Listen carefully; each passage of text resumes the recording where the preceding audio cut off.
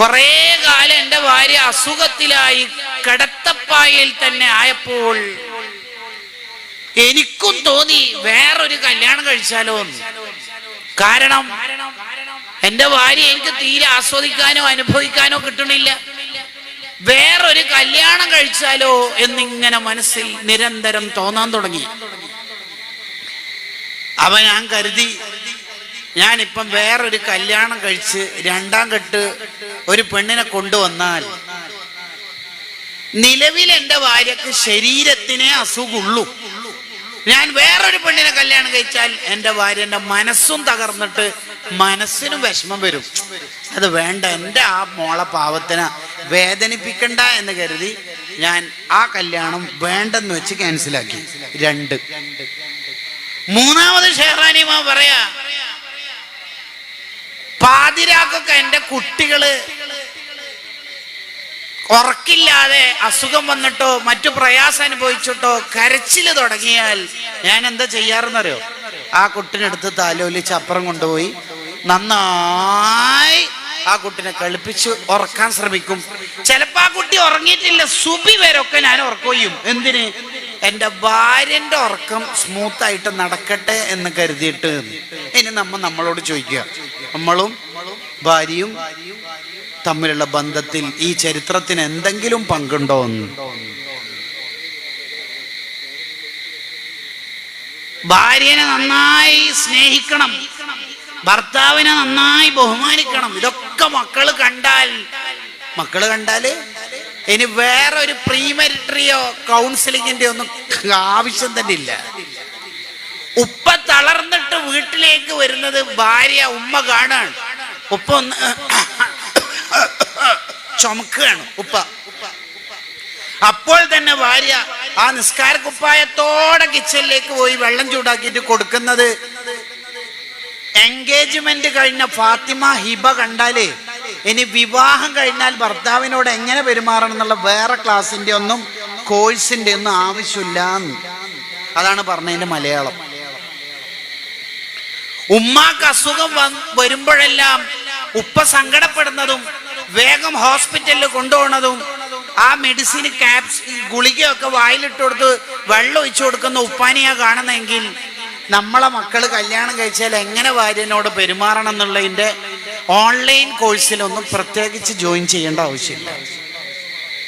അതിന് നമ്മൾ ഓക്കെ ആയിരിക്കണം. വീട്ടില് ഏതെങ്കിലും ഒരു കോഴ്സ് പൂർത്തിയാക്കിയാൽ കിട്ടുന്ന സർട്ടിഫിക്കറ്റ് അല്ല സ്വാലിഹാവുക എന്നുള്ളത്. അത് ഉപ്പയും ഉമ്മയും പഠിപ്പിച്ചു കൊടുക്കേണ്ടത്. ഒരു അതിഥി വീട്ടിൽ വന്നു. വീട്ടിൽ വരുന്ന അതിഥികൾ വലിയ ബഹുമാനിക്കപ്പെടേണ്ട ആൾക്കാരാണ്.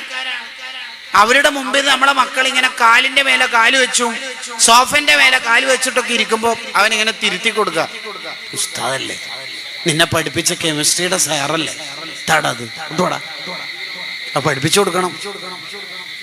അതാണ് നബി സല്ലല്ലാഹു അലൈഹി വസല്ലം തങ്ങൾ പറഞ്ഞത്, മക്കൾക്ക് മാതാപിതാക്കൾ നൽകുന്ന ഏറ്റവും നല്ല സമ്മാനം മര്യാദകൾ പഠിപ്പിച്ചു കൊടുക്കലാണ്. ചോക്ലേറ്റും ഫോണും കൊടുക്കലല്ല, ടാബ് കൊടുക്കലല്ല, വൈഫൈ സൗകര്യം ഒരുക്കലല്ല.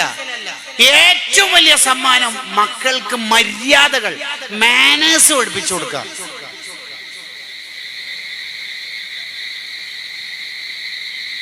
അതാണ് ഒന്നാമത്തത്. ബഹുമാനിക്കാൻ ആരെയൊക്കെ നിർദ്ദേശം വന്നിട്ടുണ്ടോ അവരോടുള്ള ബഹുമാനം ഈ കുട്ടികൾക്ക് ചെറിയ പ്രായത്തിൽ പഠിപ്പിച്ചു കൊടുക്കണം. ഇല്ലെങ്കിൽ ആ കുട്ടി ഒരുതരം ലിബറൽ ലോകത്തേക്ക് പോകും. ലൈഫ് ഫോർ എൻജോയ്, എന്റെ ജീവിതം ആസ്വദിക്കാനുള്ളതല്ലേ, അതിലെന്തിനാ സാർ ഇടപെടുന്നത്? ചില കുട്ടികൾക്കൊന്നും മോറലായ ക്ലാസ് ഇഷ്ടമല്ല, ഉപദേശിക്കുന്ന ഇഷ്ടമല്ല. ആണിനും പെണ്ണിനും ഒരേ ബാത്റൂമും ഓരോ ടോയ്ലറ്റും ആവുന്നത് ആഘോഷിക്കപ്പെടുന്ന ക്യാമ്പസുകളുടെ കാലത്ത് നമ്മൾ ജീവിക്കുന്നത്. ഒരേ ബാത്റൂമും ടോയ്ലറ്റും ആയത് ആഘോഷിക്കപ്പെടുന്ന കാലത്ത് നമ്മൾ ജീവിക്കുന്നത്.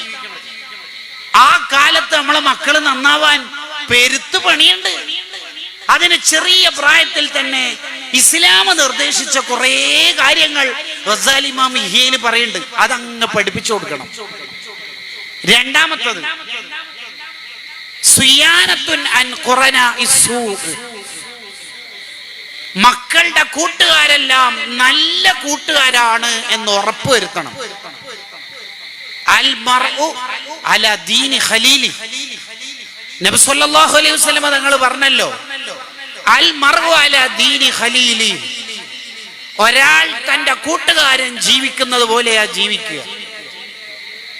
എത്ര ഇസ്ലാമിക അറ്റ്മോസ്ഫിയർ ഉള്ള കുടുംബത്തിലാണ് വളർന്നതെങ്കിലും അവന്റെ കൂട്ടുകാർ പലതരം വൃത്തികേടുകളുടെ വക്താക്കളാണെങ്കിൽ അവൻ പതിയെ പതിയെ അതിലേക്ക് ചെന്നെത്തും. ഔറത്ത് മറച്ച് ശരിയാം വണ്ണം വസ്ത്രം ധരിച്ച് ജീവിക്കുന്ന ഒരു കുടുംബത്തിലെ മോളാണെങ്കിൽ തന്നെയും കോസ്മെറ്റിക്സിന്റെയും ജെൻഡർ ന്യൂട്രാലിറ്റിയുടെ ഒക്കെ കാലത്ത് നമ്മളുടെ മകൾ പഠിക്കുന്ന ക്യാമ്പസുകൾ വൃത്തികേടുകളുടെ ഈറ്റില്ലങ്ങളായി മാറുന്നുണ്ടെങ്കിൽ നമ്മളെ മകളും ഒരുതരം ഫാഷനിന്റെ ലോകത്തേക്ക്, ഒരുതരം വൃത്തികേടുകളുടെ ലോകത്തേക്ക് പതിയെ പതിയെ എത്തിച്ചേരുന്നതാണ്. അതാ ശേഷം നബി സല്ലല്ലാഹു അലൈഹി വസല്ലം പറഞ്ഞത്, ഫല്യൻദുർ അഹദുക്കും മൻ യുഖാലിൽ. ഒരു കൂട്ടുകാരനെ സെലക്ട് ചെയ്യുമ്പോൾ നന്നായി ആലോചിച്ചിട്ട് വേണം കൂട്ടുകാരെ സെലക്ട് ചെയ്യാൻ. ഒരു ഉദാഹരണം പറയാം. ഇവിടെ കൊണ്ടുവച്ചിരിക്കുന്ന ഒരു ഗ്ലാസ് വെള്ളം, സംഘാടകർ എന്നോട് ചോദിച്ചു, ഉസ്താദിന് കട്ടൻ ചായ വേണോ, സാധാരണ വെള്ളം വേണോ, ചുടുവെള്ളം വേണോ? ഞാൻ പറഞ്ഞു, അത്യാവശ്യം ചൂടുണ്ടായിക്കോട്ടെ, വെള്ളം ചുടുവെള്ളം ആയിക്കോട്ടെ. അങ്ങനെ കൊണ്ടുവച്ചു. പ്രസംഗത്തിന്റെ ഇടയിൽ അവരോട് ചോദിച്ചു, വെള്ളം എവിടെ? ഒരു ഗ്ലാസ് നേരത്തെ ഒഴിച്ചു വെച്ച വെള്ളം എനിക്ക് തന്നു.